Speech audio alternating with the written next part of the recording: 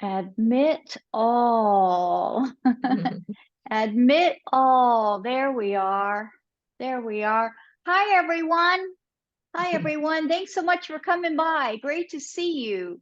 Can everyone hear okay? Everyone hear okay? Wonderful, wonderful. Thanks again for coming by. Thanks for being here.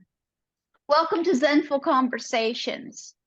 You can find us having Zenful Conversations every single day in our community of women on Facebook, YouTube, and Zenful Conversations podcast. We're in our 6th year, and we would love to have you with us. For more information, please visit zenfulconversations.com. My name is Zen Brown, and I'm your host. We're here today with our guest speaker, founder and owner of Little Pink Press Publishing Company, KERYL PESCE. KERYL, welcome to Zenful Conversations. Thanks so much for being here. Thanks for having me back, Jen. Let me pin us. Pin and pin. There we go. KERYL, before I tell everybody a little bit about KERYL, I just want to say I've watched a few of your videos recently. You have some videos from a couple of years back over there on YouTube that I was watching. And my goodness, you are such a strong woman. And I want to give you kudos, for your strength. And I think that's one of the things I love best about doing these conversations is I really have the opportunity to get to meet some incredibly beautiful and strong women. And just thank you for the work you do and for showing women that they can be strong and for being a leader in among the women. Thanks for doing what you do. Thank you, Jen. And thank you for seeing that in me. I think it's easier for us to see the best in others than it is in ourselves. And in addition to realizing I've had some challenging situations and where I need to stand up and be strong, I have also learned the power of allowing ourselves to be vulnerable and real and feel all the emotions. I wrote a lot about this in my second book, Hello Beautiful, that putting on a happy face all of the time, acting strong all the time, if that's inconsistent with what you're feeling in the inside, isn't healthy. And there are moments when we need to give ourselves permission to feel whatever it is we're feeling. I know we're getting a little bit off on a tangent, but this is something I feel strongly about, to not push away and judge our quote unquote negative emotions, give ourselves permission and space to feel them. And they actually move on and out faster when we do that. We create resistance. We give them more power when we try to resist them. So in addition to those moments in our lives as women where it's important that we step up and be strong, it is equally as important to allow ourselves to be real and feel our emotions. Amen, sister. I'm telling you, don't you love her? Love her. Well, I just also want to say, ladies, really from my heart to yours, I want to thank you so much for supporting these conversations, for bringing your questions all the time. You guys continue to show up and you make them happen. So I just wanted to say thanks so much. So let's do a little bit about KERYL before I get going on a tangent of love fest over here. KERYL is KERYL, KERYL PESCE. Is an author, entrepreneur, and co-host of the award-winning radio show Happy Hour. Through writing, speaking, and her social media presence, KERYL is on a mission to help women lessen worries and self-doubt and increase happiness, confidence, and enjoyment of life. Her goal is to help lift unnecessary emotional burdens so women can step into their power and pursue their passions. Her books, Hello Beautiful, Happy Biatch, Pink Pretty Thoughts, and her happiness journals are all available on Amazon. Her podcast is Hello Beautiful.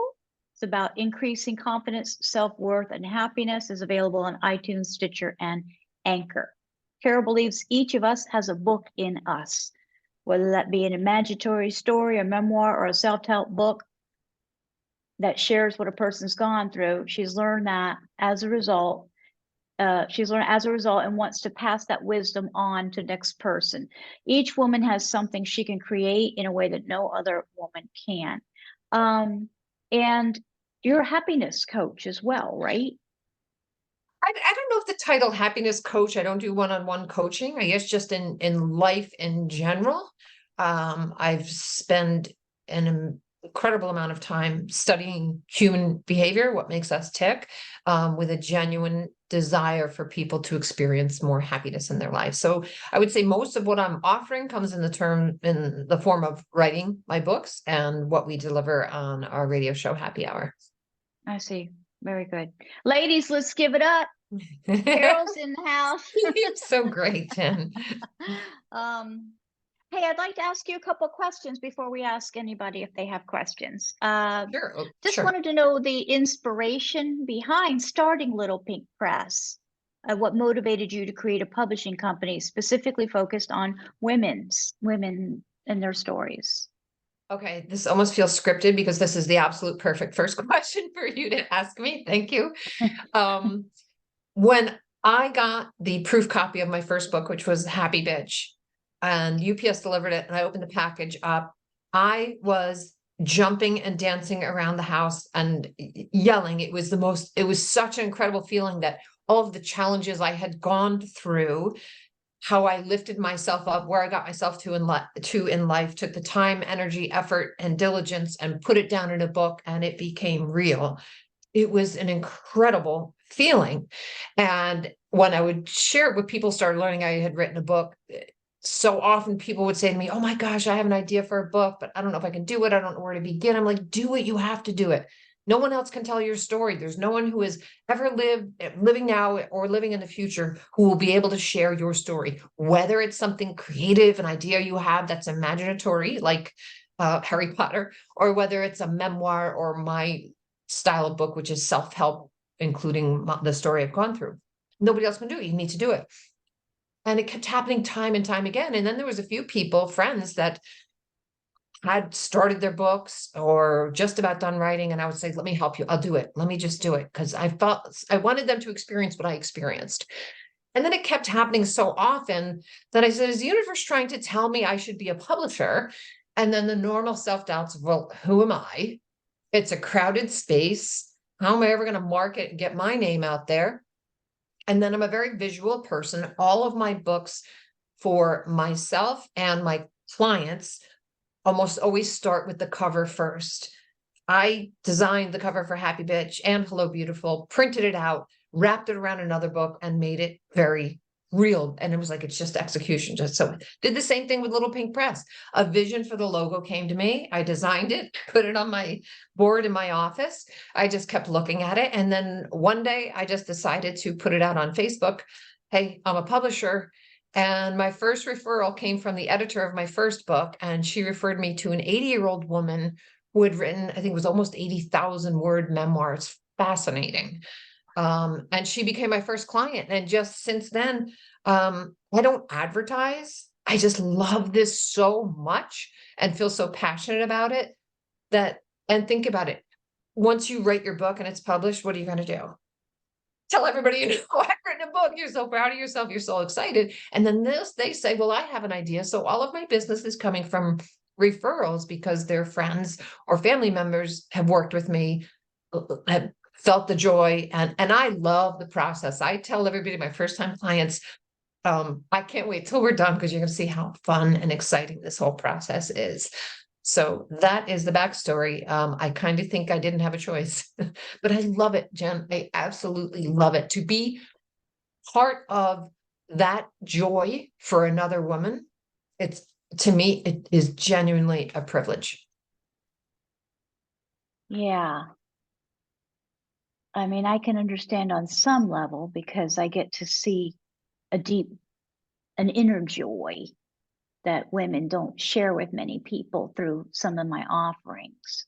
But I would imagine that that's really, because that's such a freeing experience. A woman is like she gave birth to something. Absolutely. That's a perfect analogy. It's like this child in you that needs to be born, and you are responsible to give it life. It's Yeah, so that's a scary. cool relationship. It's Wow. loving. It's you need help, right? And I look at that like I'm like a literary midwife. Right. Good. Wow. So let me just say this. Okay, I want to write a book.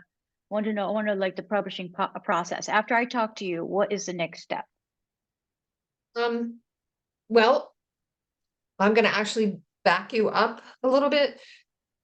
There's a couple of things I wanted to deliver today, and I don't know what we didn't talk about this in advance, what questions you were going to ask, and tell me if this fits in what you have in mind.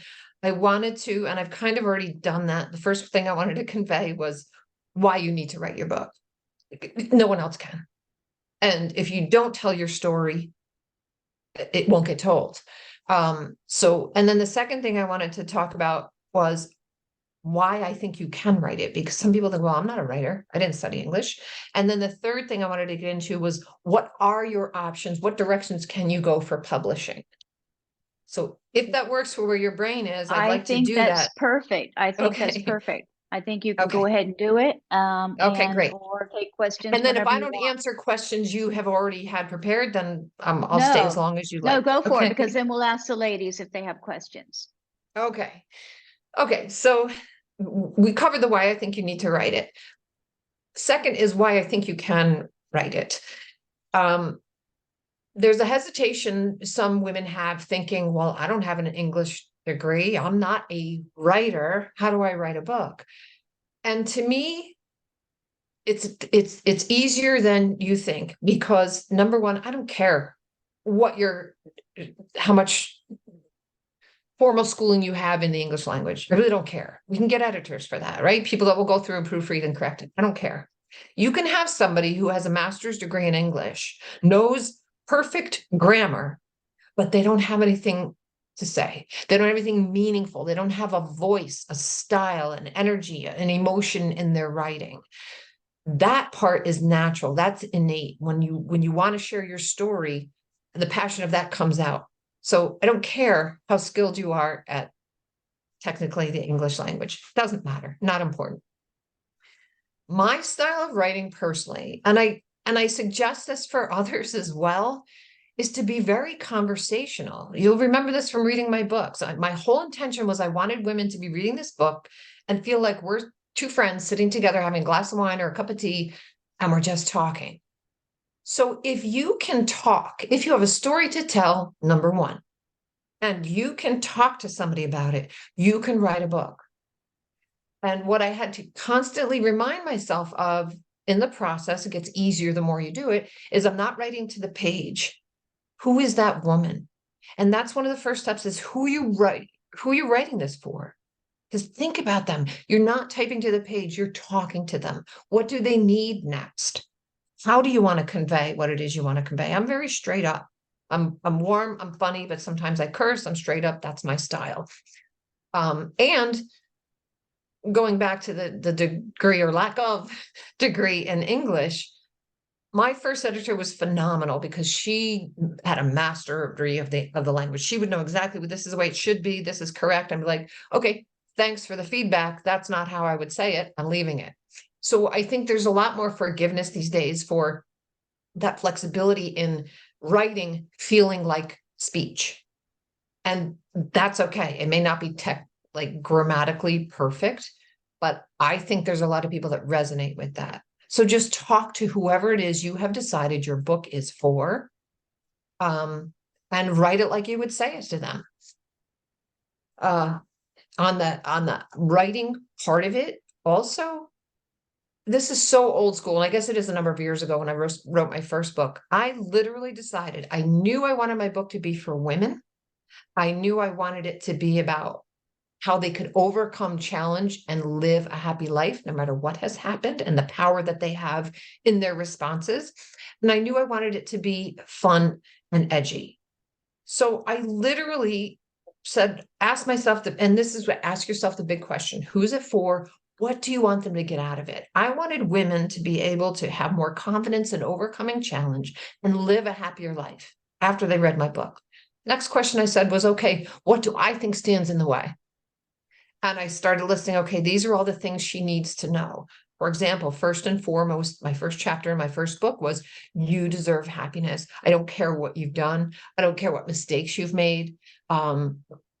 Every single one of us is healthier and can contribute to the world on a better basis if we're happier.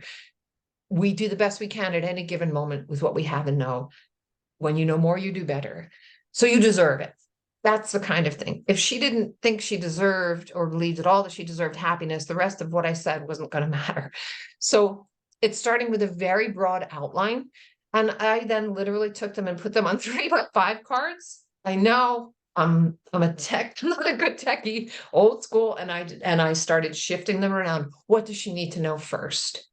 Let's move that one there.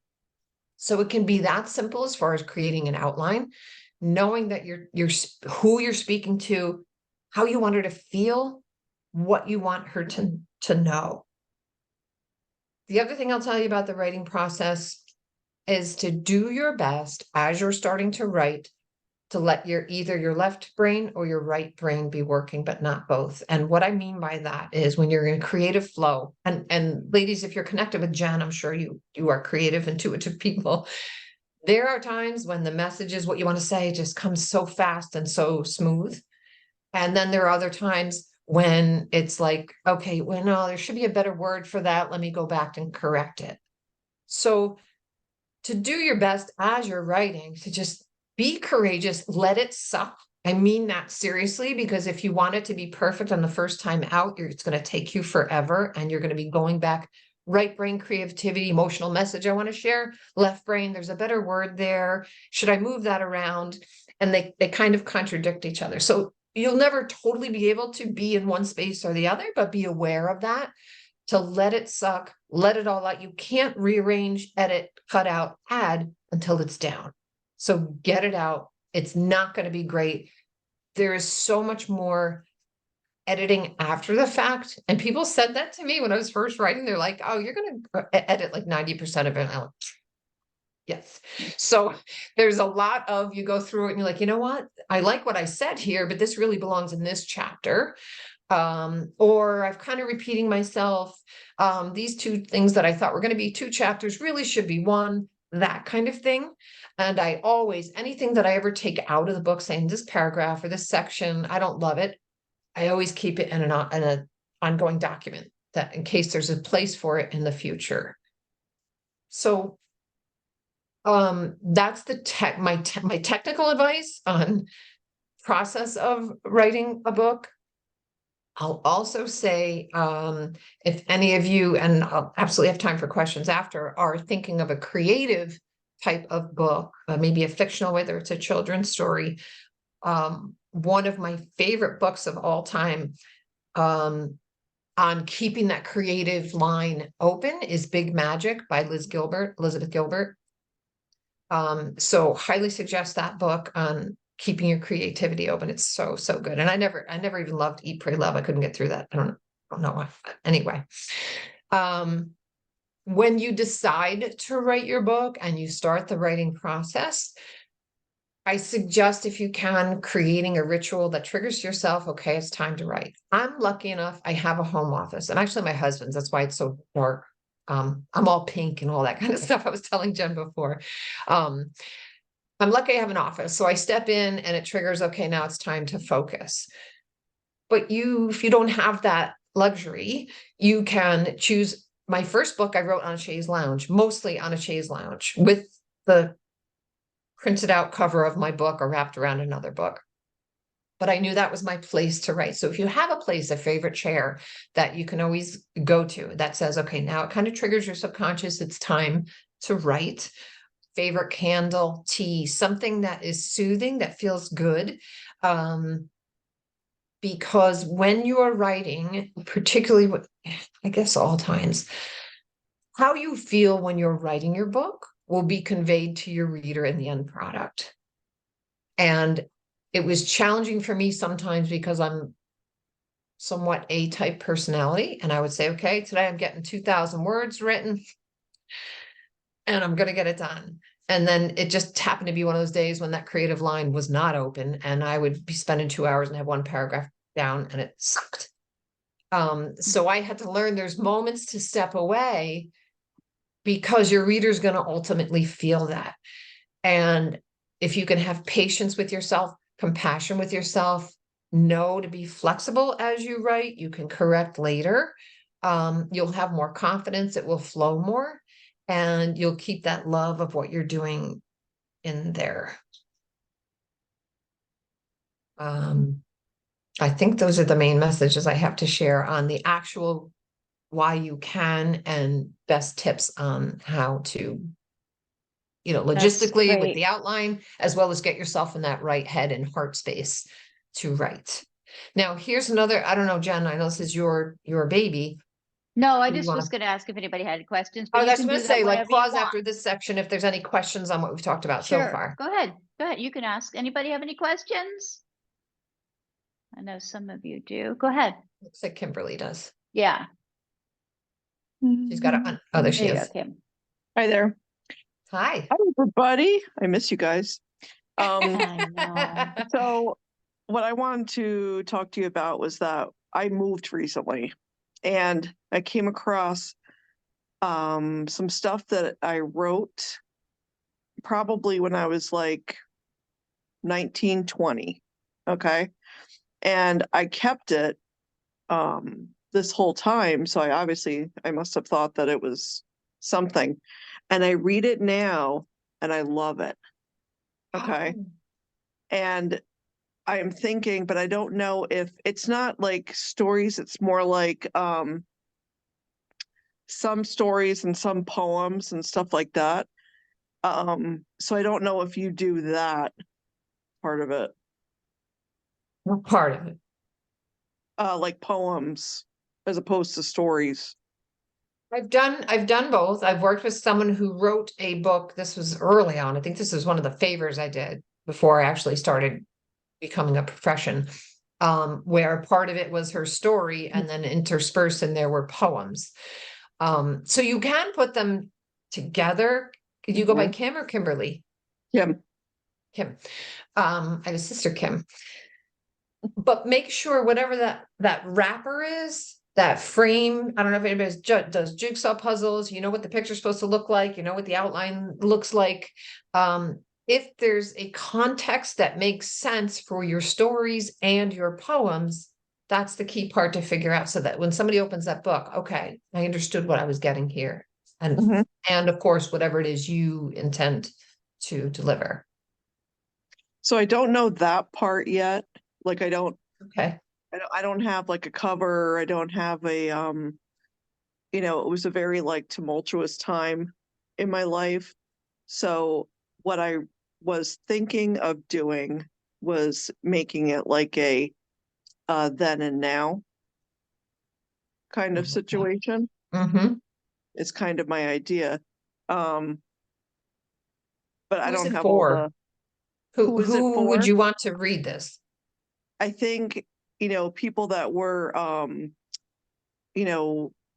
like 19, 20 kind of, I'm thinking like young adult. And what do you want this book to do for them? What do you want them to feel or learn once they read it? To maybe like connect with, the feelings that maybe, that they have similar feelings. And then, fast forward to now and maybe like lessons learned and stuff like that. Maybe. I can see that. And this is a little bit like an older Mr. Rogers. And what I mean by that is we need somebody like him today, was giving young children permission to feel the things they feel. So Kim, for a teenager to get that, to not beat themselves up for feeling sad or angry or jealous or low self-worth, to know those things are okay to feel, because I haven't seen your work yet. These are the things I felt at that time. Here are the things I've learned as an adult that I reflect on, about how things work out. Or, again, I'm kind of stretching here because I'm not sure what the rest of your book looks like, but I can see that format to help young teens not stress so much about the things that they're experiencing on an emotional level, the experiences and then the emotions that they're experiencing as a result. Yeah, so I don't know all the details. And then my second question is, what kind of money is involved in this? On what side, what it costs to get published or how much money you can earn? No, to publish. Okay, I'm going to come back to that question on the third segment. Okay. Okay, I promise to answer that. Okay. It'll make more That's sense fine. then. Okay. Right. Thank right. you. Kim. Thank you, Kim. Yeah. That sounds like a powerful idea, Yeah. though, to have that book. So kudos to you. Any other ladies have any kind of questions they'd like to ask? Jody? I do. I Thanks. have lots of questions. I actually talked to you last year after you came last year. We talked on the phone. Okay. You actually listened to what I was saying and came up with a good title for my book. Oh, sometimes it's a download, you know, Jody, I'd love to take credit. Honest to God, I feel like it's like drops in. Thank you. But so I actually started it, it's probably 10 or more years ago. And then I had picked it up right before you did this last year. Coincidentally, I had picked it back up and was working on it again. And then you came and I was like, wow, that's ironic, a sign. But then I ran into some, I don't know, I just stopped again. So for several reasons. The main thing we talked about was the first or third person problem that I'm having with it, because I want it to be true as my life story, but there's so many issues with how, who would read it, and that I rewrote it again into the third person, and then it doesn't, like you and I talked about, it wouldn't have the same impact. So I rewrote the whole thing back to the first person, and so it's just overwhelming to try to figure out, like you're saying, who's it for, but there could be other people that read it that you don't want, that it's not for. So I just don't know how to get past that. Are you a little bit concerned about throwing people under the bus and telling things that more about issues that are still ongoing that I just don't know the truth of things that maybe certain people shouldn't know. I don't know. Just it's Okay. really feels complicated. And okay, and it's starting to come back to me with our conversation. Couple things. Get it out, get it down, get it organized. You can always before and there's many steps before you hit the published button that you can say, I'm going to pull it out. So don't be afraid of that now. Express whatever it is you have to express without fear of who's going to see it or how they're going to react. You've got time. Okay, that's your block. You're afraid of how they're going to react, so you're not getting it out. Move it along. Don't worry about that right now. 2, we can do always a disclaimer. And I think this is what we talked about to the best of my memory. Conversations may or may not be exactly as they played out. This is the best as I see it now, looking back many years ago of how it went. We did talk about Okay, good. Okay. And then it's escaping me. Have you heard of, I think it's called The Bell Glass by Sylvia Plath. There's a form of memoir that is, the name is escaping me, that gives you flexibility. That's what it's called is escaping me. And I'll let Jen know that she can tell the group. But there's a form of memoir that basically says it's part fictional. So you still get that first person voice, you're still telling the majority of what happened, but it gives you that flexibility to say some of this is a little bit fiction. And I'm so sorry that what it's called is. So you just No, weave I'm in. not sure what it's called either, but I am familiar with what you're talking about, because nobody is really expected to remember everything detail by perfect detail. So there is that little bit of freedom there, as I understand it. I think it's called autobiographical fiction. I'll find that out and I'll let you know. I'll make a note. Okay. So is that helpful, Jody, to just don't worry about that right now? Yeah, I mean, that's just where I got stuck. And then like Yep. as far as putting things in chapters, like I can't figure out if I should go like in a timeline, but things get out of order in your mind, or do it more like sectional, like this is what happened with this person or this situation, and make that a chapter rather than trying to go through decades and decades, way too many decades of trying to remember the order of things. And just both formats are acceptable.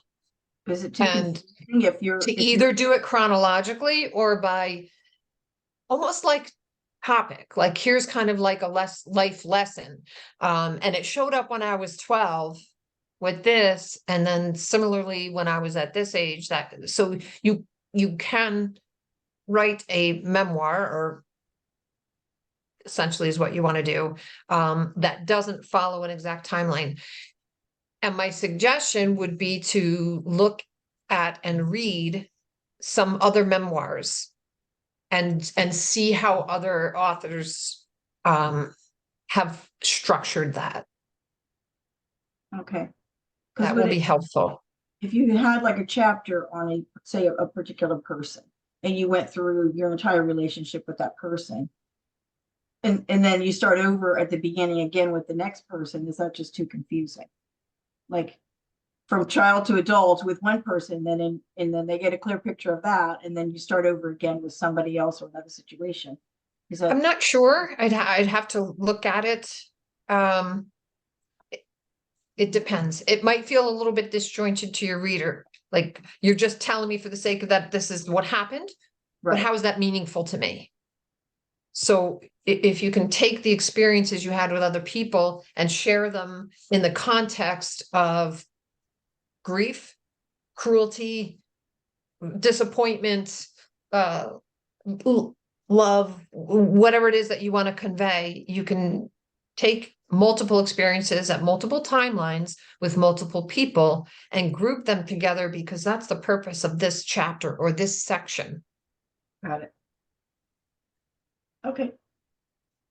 Thanks, Jody. Yeah. Thanks, Jody. And just real quick, I have a friend who published a book, and we were talking about, oh, hers was in the process and I was in writing, and so she got all excited. And then when her book finally came out, she owns a business. So when the book finally came out, she's like expected her overpriced book to be purchased by every one of her clients. and then it got to a point where it was uncomfortable to even go to see her at the business. And then Right. it went on for a year. Like, why didn't I buy the book? Number one, I'm not, I didn't want to, but it was overpriced, and I have hundreds of other books. And so finally she gave it to me for Christmas now for a gift, but now she's expecting me to read it. So now, so I learned, boy, did I learn, like, don't even, like, I don't know why she just expected everyone immediately. She has a big stack right on the desk, right where you sit, when you go in the door to expect someone to buy. So what a lesson that was. The very best seller of your book will be your reader. Yeah.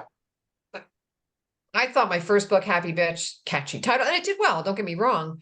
Hello, Beautiful, my second book, far more sales and far more feedback from emails or Instagram messages. I thank you so much for writing this. This is what it did for me. My friend told me to get this. My sister told me to get this.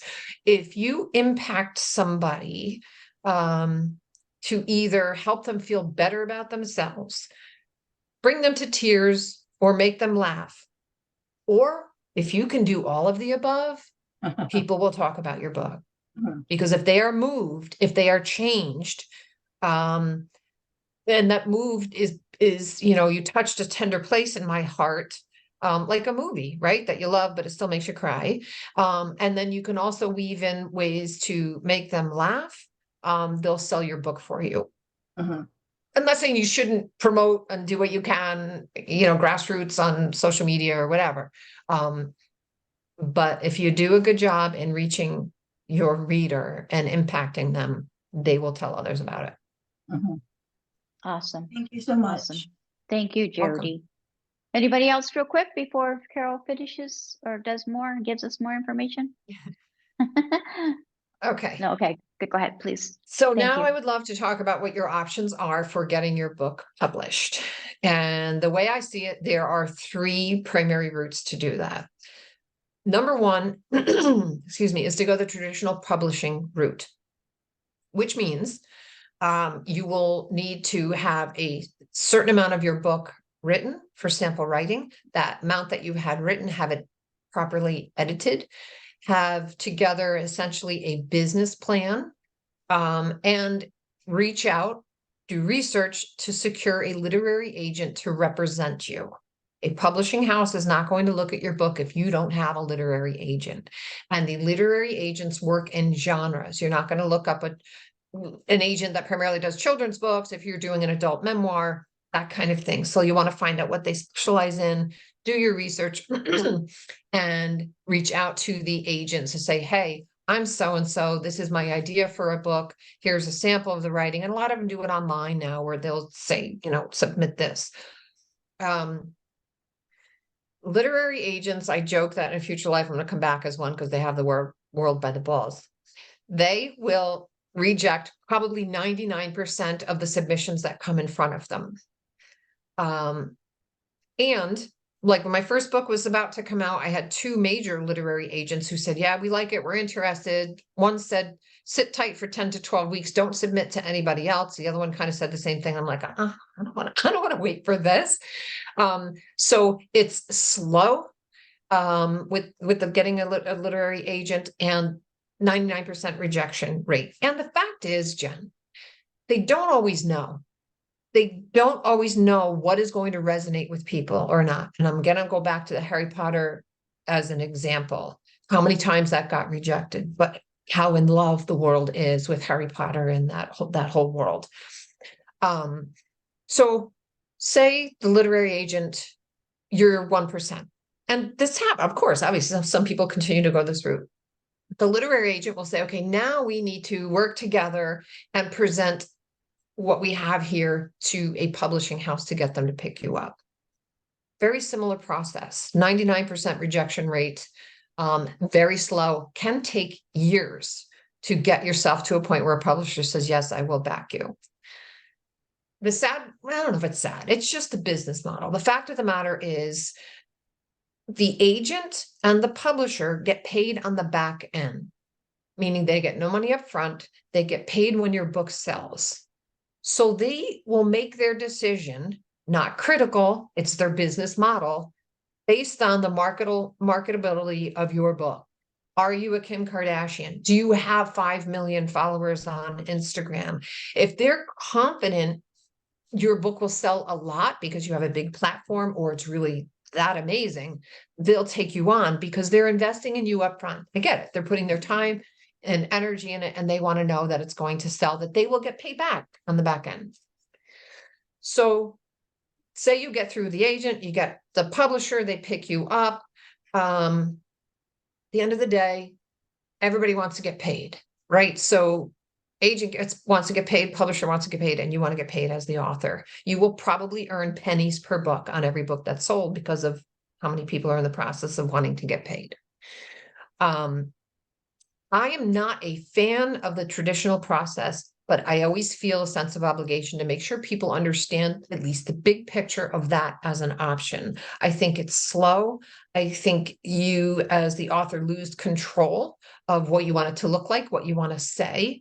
You don't make, I already said that, that much money per book.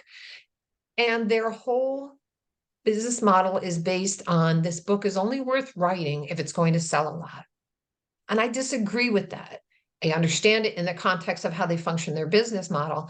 But to me, there are women out there that have a story to tell, and they want to tell it whether they're going to sell 1 book or 10,000 books. And that not to be in a position of somebody else deciding whether your book is worthy of writing or not. If you have a story to tell and you want it out there, it's worth writing. In fact, I had an agent tell me that early on about Happy Bitch. Don't spend too much time writing because you don't know if you're going to get picked up. And I'm like, this book's getting written. Like I'm doing this. So that's the big picture of the traditional publishing route.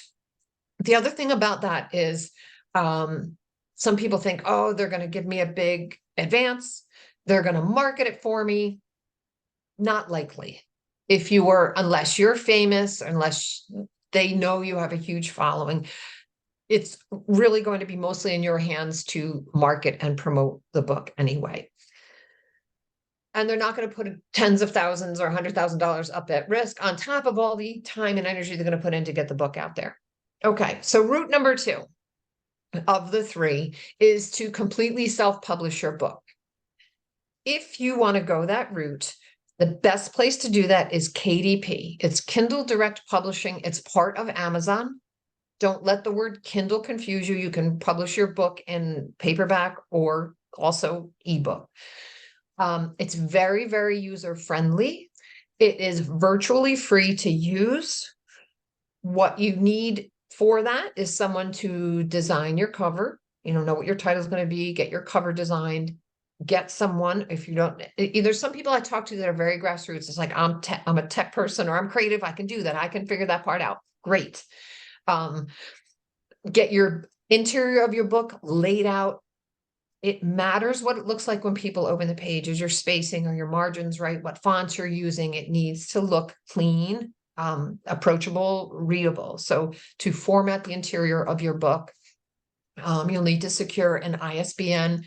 Again, KDP walks you through all of this. Now, how KDP works is you title your book, you put in what you want your description to be, you upload in the proper format your cover, you upload in proper format your interior to their site, and then you get a chance to review it digitally, make changes if you want to, re-upload. There's no additional fee to do that. And then you can order a proof copy that gives you a physical copy of your book before it goes live for publication, because there's always something you're going to see when you're holding it in your hands versus on the screen. Once you decide this looks good, go ahead, I release it for publication. Your book is live on Amazon. Within 24 to 48 hours, you are a published author. How they pay you. My first publisher, I didn't see what I was earning until after like 45 days after the end of each quarter. So I had no idea what I was doing, if it was working, what kind of sales. You can look on a daily basis to see how many books have sold and what you have earned. Now, the beauty of this whole system too is it's print on demand. So your book is released for publication. You tell all of us about it. We're excited for you. We go to Amazon, we order your book. It gets printed and shipped on your behalf, and you earn a royalty. Now, the typical self-help book that I publish for women is usually between $3 and $4 per book. It depends on the page count. It depends on what you set your cover price at, which is in your control to do. And you can play around with that. You can say, oh, what would it look like if I priced it at $10.95, $11.95, $12.95? You can see how much you'll earn per book. So your earnings are in the dollars. You earn on a daily basis. You can see. So if you've done some kind of promotion on social media, you'll know, oh yeah, that worked, or that one didn't work so well. And then on a monthly basis, they send you your money direct deposit. It's seamless. Now, the other option you have is you can order author copies. So say you want to go down to Jen's studio and hold a special event and do a book signing. You can, through KDP, order your own inventory of author copies. And those are usually, again, page count matters, between $2 to $3 per copy. And you can order them however often you want, however many you want, and you can keep your own inventory and sell direct to a consumer. If you want to do special events, your local library, your local independent bookstore, however. When I first released, I think it was Happy Bitch, I said, oh my gosh, I can make like $8 or $9 a book if I tell everybody to go to my website and then I ship it versus going to Amazon. So, which is true, but then I'm keeping track of the sale. I'm having to package it up, print a label, go down to the post office, ship it out. And after a while, I just started sending everybody right to Amazon. It's much more seamless, a lot less time on your part. I'm going to pause there and see if anybody has any questions on what I've said so far. Anybody? Steph, Cheryl, Diane? Cheryl, please.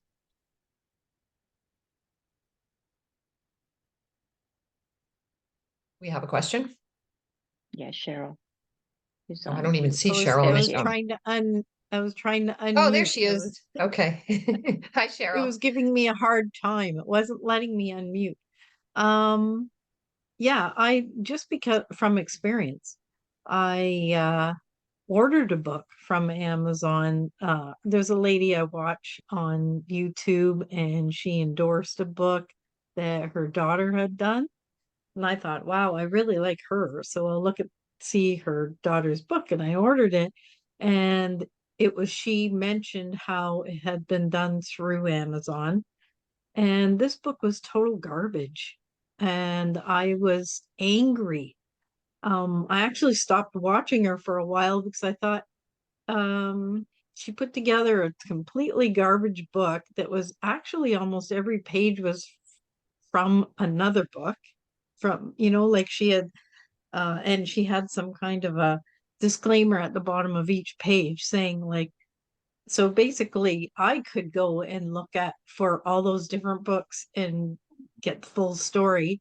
And each page it was like newsprint. The front page looked really nice, colorful, like you said, the cover. And then inside was black and white, and it was like newsprint. It wasn't like a regular book that you would get if you went to a regular publisher. My question is, was that her option?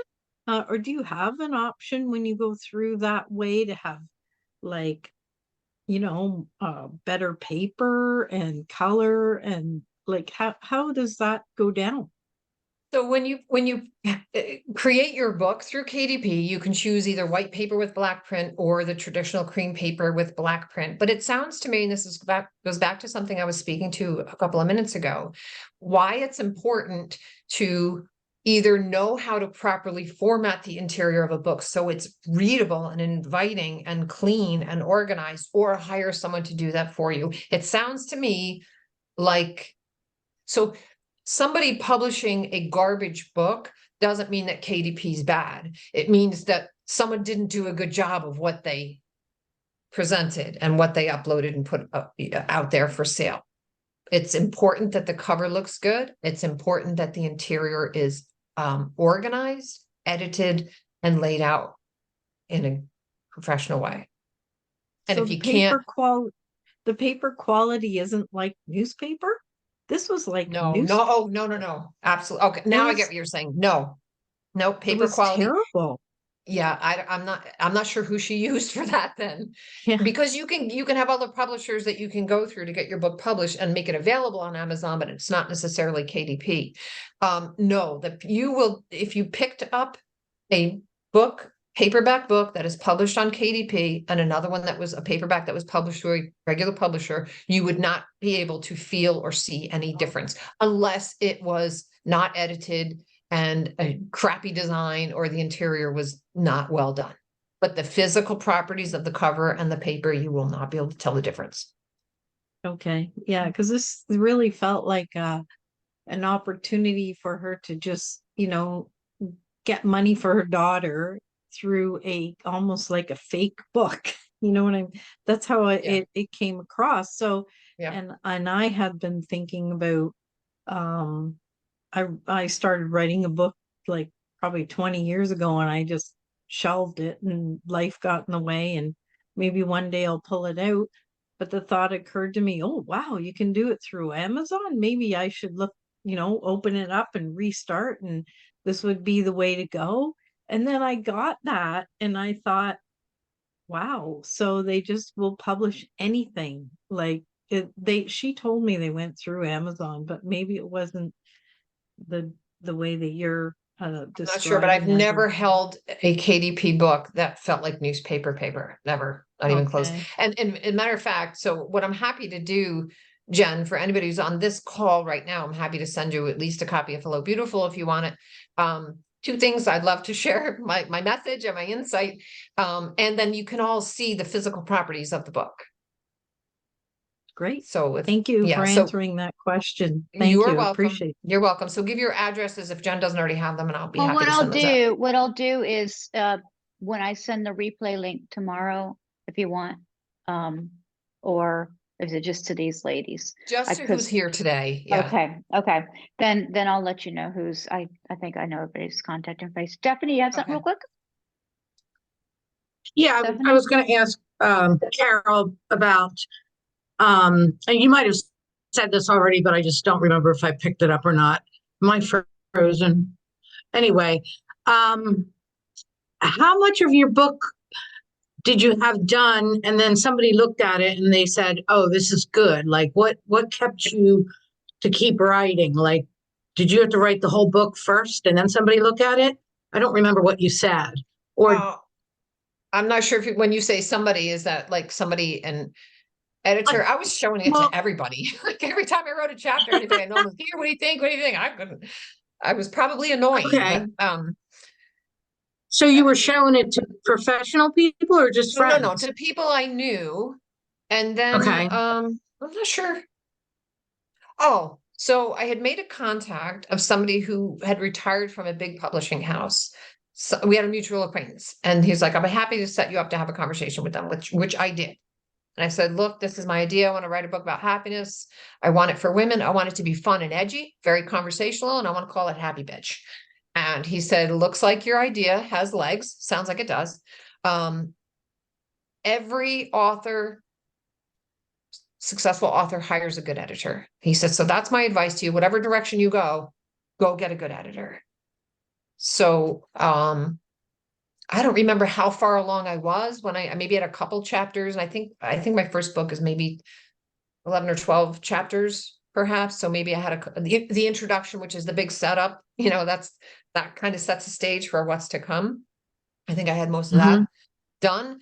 And quite frankly, when I connected with my editor, she was like, "I love your voice." Like you guys, when you start reading my work, like if I didn't see KERYL's, now that you've talked to me a little bit, if I didn't see KERYL's name on it, I know this is her. I can tell this is her writing this. And that's one of the keys to delivering a great book, is to be your true authentic self and let what they call your voice go through. So it's kind of hard to say exactly how much you should have, but I almost think it doesn't matter, Stephanie, because if you want to write your book, write your book.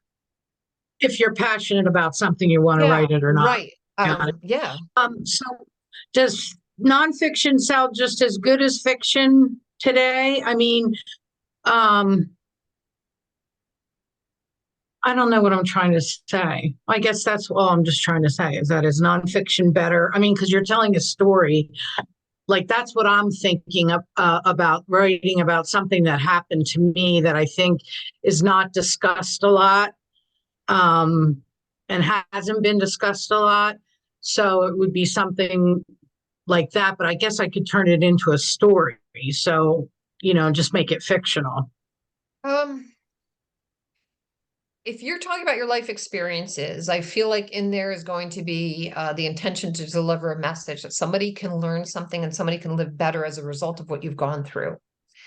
And I think that if you release that as something that is said as nonfiction, this is real, this is what happened, you will have more of an impact. Okay.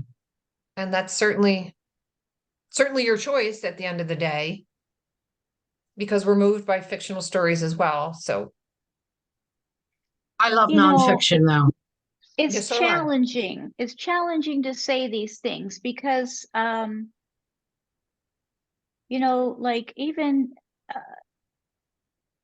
I try to do a lot of offerings that help release a lot of stuck things and get people to women to work through things, release things, love themselves and all that. But I don't really go into why and what caused all of it. You know what I mean? Not sure I want that attention. So where, you know what I'm saying? It's not, because it's not about me and my story. How do the two kind of work together? Are You you have to be saying that you vulnerable. want? Yeah, it's What was true that? stuff, isn't it? Yep. I missed that last comment.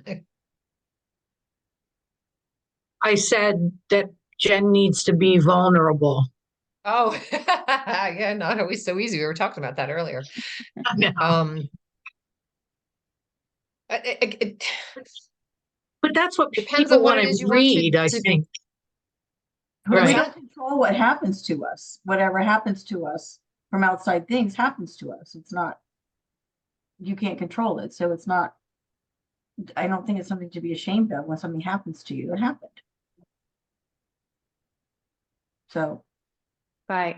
Well, I was just wondering because that when Stephanie said that she could turn it into something fictional, that it's almost, well, that's somebody else. You don't have to get that Right. close to people. You can make up names for people. I was thinking, instead of me calling out my ex or whoever, it would be some make-believe family or something like that. Might be but I think it all is, And that goes back very to what right in the healing. beginning that I'm trying to think. I think it's called autobiographical fiction. I need to. I'll get that for you. But yes, that gives you more flexibility, and it's almost like gives you another layer of insulation, if you will, another layer of protection to not quite say this is a memoir. This is exactly what happened. Mm, mm. Good. Yeah, because how do you know if stuff. they're interested in your story? How do you know What's if the they're question? interested in your story? Who? Not sure I understand the question. The readers, the readers. How do you know that you have an interesting story to write? I Like, see. I think it's interesting. I think Then it it might help probably is. somebody, but Then it probably okay. is. Okay. Thank you, Steph. Sure, you're KERYL? welcome. Now, Jen, my battery is getting low. Can we take just a 2-minute break for me to go get my charger? Oh, sure. I'm gonna And I'll come. I'll read a little bit more about you to these ladies while you're gone. Okay, I'll be Thank right you. back. Sure, thank you. Yeah, she says if you could have a story to tell or experience and knowledge that you want to share, you can write a book. Little Pink Press will consider publishing books written by or for women in any genre. If it fosters creativity, helps us get lost in a great story, or helps us live better with less stress and or suffering, they will consider it. She says, so let's talk about how to get the book that's in you out into the world. Does anybody have any questions that are not being addressed that you would like to ask about something else? So All then right. her company, she is the traditional way. True? I'm going to ask for a little No? bit of clarification there because Okay. I want to know what, she thinks I got a killer idea. She hasn't finished. She was leading up to how she publishes. We Oh, just had- okay. Okay, gotcha. Okay, good. Yeah, Thank because you. yeah, because I looked through the books, some of the books that they had published on her website, and you could see the ladies were thrilled about getting that out. But I really think that to me it's healing. So whether it's read or not or published or not, I think getting that story out is really cool. The purpose, just because it could be like a flush, Okay, All back in right. business. Sorry about that. Wonderful. Oh, I see Thank a you. puppy. You got your puppy in Yeah. the background. That's Oh, my dog. baby. Yeah.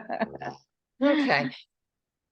Okay, so this brings us to the third potential avenue to get your book published. So we've got the traditional route. We've got fully self-published, which there's a lot about that I like.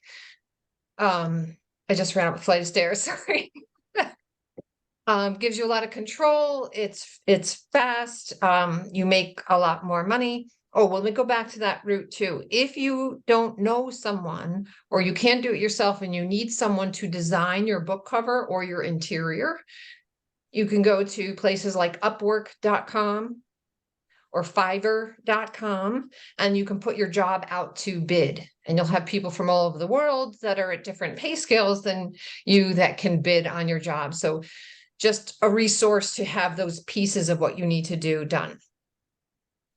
Okay. Third avenue for publishing, and which is where somebody like me comes in with Little Pink Press. What I essentially do is to help people self-publish through KDP. And I make sure your cover you are in love with. It's beautiful, it's professional, it's properly formatted. I take your interior, you need to have it edited. I need, of course I'll proofread, but I don't claim to be an editor. We'll make sure your interior is clean, good font, your spacing, your margins, your sections, your table of contents, everything looks professional. Format that properly. Create your KDP publishing account. Assign an ISBN because you do have to pay. You can use KDPs, I think, for either $10 or for free, but then it will say everywhere in your book and on the listing, independently published. You don't really want to advertise that if you don't have to. So it includes an ISBN that is listed as, it will show Little Pink Press as your publisher. I structure it where I get paid up front to do that work, to do all the formatting, to make sure you're in love with it. And I don't say to people, well, you have 3 rounds on your cover and that's it. I want my client to go, oh my God, I love this. And I won't stop with the editing, adjusting that cover until they're like, oh my God, I love this. To me, it's so important. I want them to love the process. I want them to love the end result. So while it will say published by Little Pink Press inside the book, as well as on your Amazon listing, you as the author maintain 100% of your rights. So I get you to the point where your book looks fantastic, it's published, and then I hand over all of the royalties to you. How I structure that is, and the pricing, I think it was Jen or Kim had that question about what the cost is. I'm going to give you a broad range. If you come to me with a 24-page children's book and you've hired an illustrator and I just need to do the formatting and set your publishing account up, that's one story. You're probably looking at $700 to $800 to do that. I get paid 50% when we decide to engage, and I get the balance when you get your physical proof copy to review. I will also tell you, more times than not, whoever I have a phone call with, that initial consults, I will send them away. I don't want their money. If somebody is in concept stage for their book, it is not right for me to take a deposit. I won't engage until I know you feel like I see the light at the end of the tunnel. I'm this far along. I know I'm going to do it. I know it's going to get done. Then we can engage. So most people I send away. Don't engage with me. I don't want your money right now. Now, if you're talking about, as my first client, which was an 80,000 word memoir, that's a substantial book. There's a lot more formatting involved on my part if it's 80,000 words. On the absolute high end, you're probably looking at 3,600, but that's for a substantial book. My most recent client, which we're probably within 2 weeks of releasing for publication, her book is about 21,000 words. So this one we're talking about was 4 times that size. So I'm going to give you the range of 1,200. It's broad. 1,200 to 2,800 would be on the high end. And that really depends on how many words are in your book. And also, like one of my clients had a lot of formatting. There was a lot of forms, there was a lot of questions, charts, that kind of thing. That's a lot more involved than if it's really just mostly words. So there's a broad range. I'm flexible. Don't engage until I know you're pretty well on the route. And then it's 50% down, 50% when proof copy is delivered. Do you have like editors and people you could suggest? I mean, do you have like a network of people that we can pull from? Okay. And then like also, what about like journals or things like that? Like if I was to want to do a journal or something like that. You can absolutely do that. And some of the journals that you find on Amazon are huge sellers. I think a journal format would be ideal for what you do. You know, to have some content, some backstory. Here's what I want this to look about, and then create something that really is intended more for women to journal. Right. I actually have a friend that went through KDP, but it sounded so complicated to do. But now that you speak of it, I mean, I think I would more than likely work with you if I decided to do anything, but like a lot of people, that back burner thing, you know? Well, and it all depends on where you are. I've had clients say, this is perfect. I just want to write it and I want to get it out there. I don't want to have to try to figure out the formatting, doing the cover, the interior, creating my publishing account. That gives me anxiety to think about doing that. Perfect. We're a great fit. Other people I talk to, well, I'm actually very proficient in Word and my sister is a graphic designer. Awesome. Go do it on your own. You don't need me.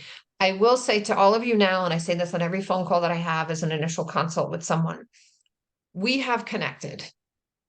Whatever direction you decide to go, I am now a resource for you. Jen has my contact information. If you choose to go the traditional route, if you want to totally self-publish on your own, if you find, and this has happened, there's somebody else in a similar role as me, they chose them, and it was an older guy, and it made me happy. He was not afraid to reach back out and say, hey, KERYL, I'm kind of stuck at this point. They're saying this. And so bottom line, I'm here. My role is to help you get your book out more than it is to say, I'm the one you need to work with. Wonderful. Yeah, I will be sending out all your information tomorrow. We'll be mentioning it at the end here. Does anybody have any questions? Kimberly, go ahead, or Kim. Just more of a comment. For some reason, I thought that it cost a hell of a lot more. You will find that there are other companies out there that structure things similar to me that do charge a heck of a lot more. Okay. Thank you. This is Kim, in your heart. Oh my gosh, it is. Yeah, this is in your heart. And I had a call with somebody great the other day. What amazing. She was a retired teacher at a prison. Man, her story's fascinating. And I'm like, oh, I want to give you a quote, but God, I don't want that to stop you from doing it, you know? And again, and people respect this about me too. This is my profession. And I'm going to put in work and energy and love into your project. And I need to get paid to do that.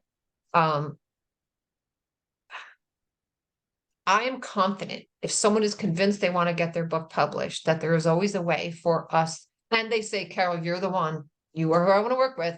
I am confident that there's always a way to figure that out where it makes sense both for you and for me.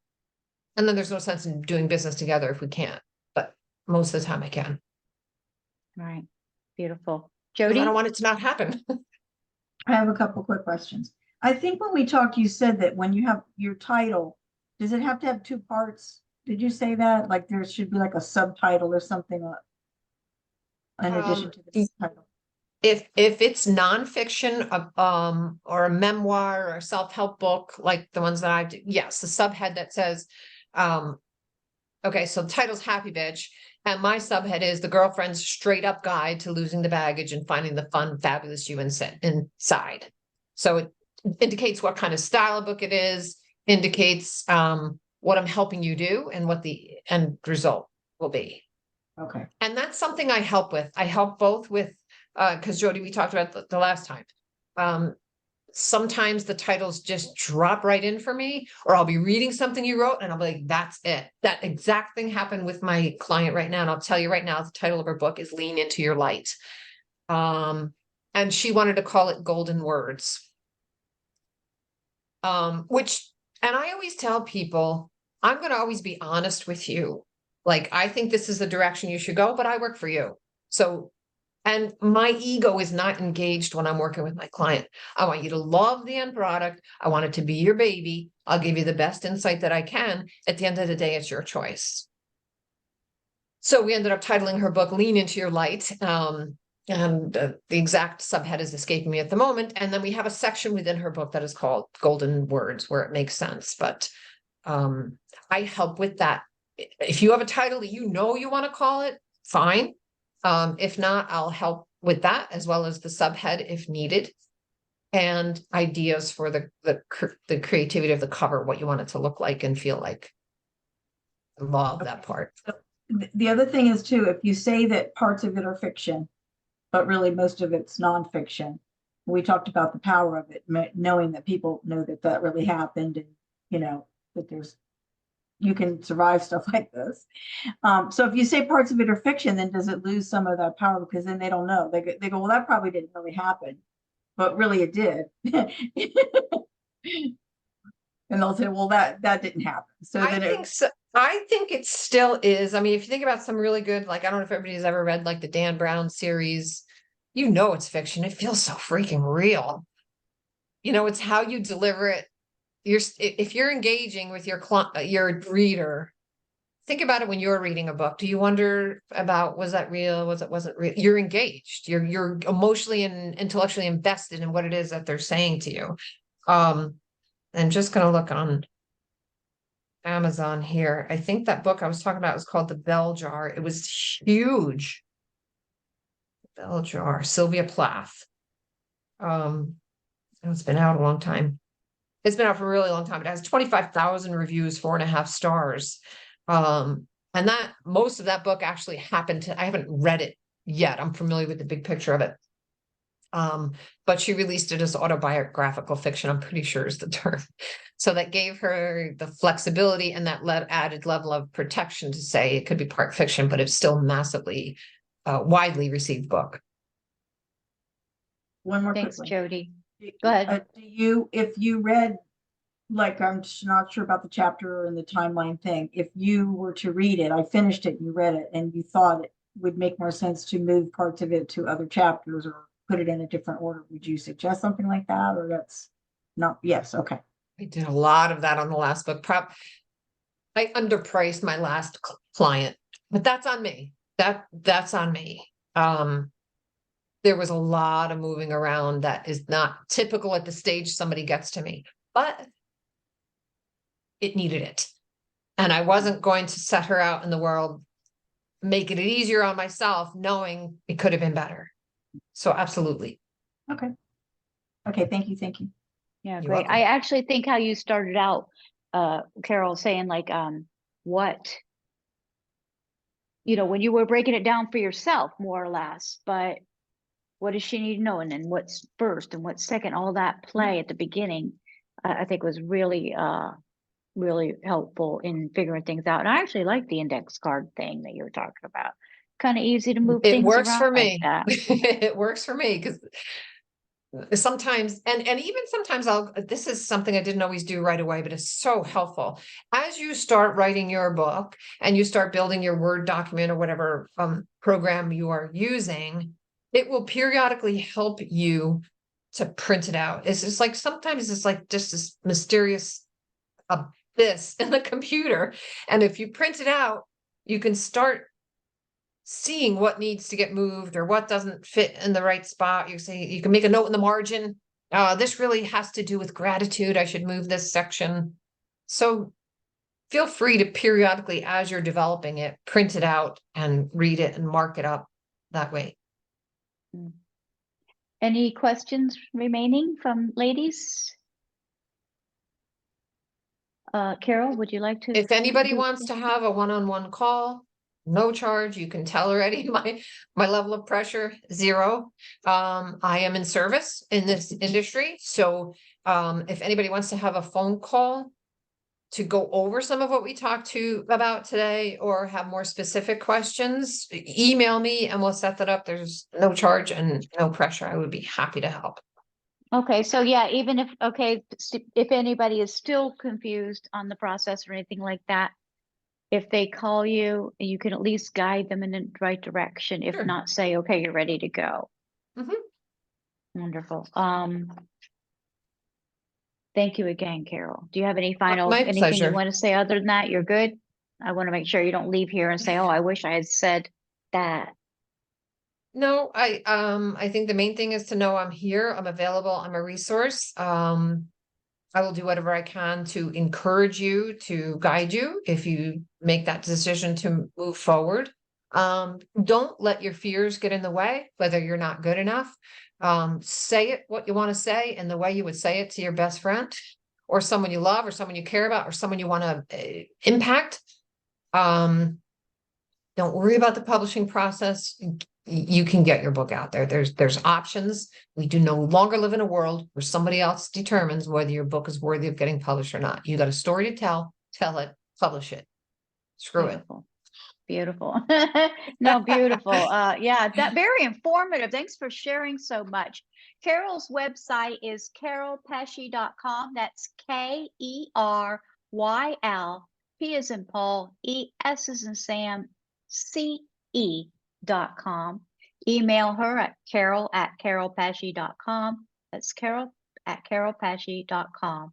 You can connect with KERYL on Facebook, KERYL.pesce. Instagram is KERYL Pesce, Instagram.com/KERYL Pesce. I'm going to send all KERYL's contact information out and more in tomorrow's follow-up email, along with the couple things we talked about. KERYL, thank you again, in My real pleasure. gratitude. You shared so much. This was really very informative. Happy to do it, Jen. I'm glad you invited me conversation. back. I'll come back as many times as you want me to talk about this. I love it. Ladies, thank you so much for your questions. Thank Thank you for you. being here. Thank you for supporting this community for women. I appreciate you so very much. In deep and honest gratitude. Namaste, everyone. Namaste. Thank you, Carol. You're welcome.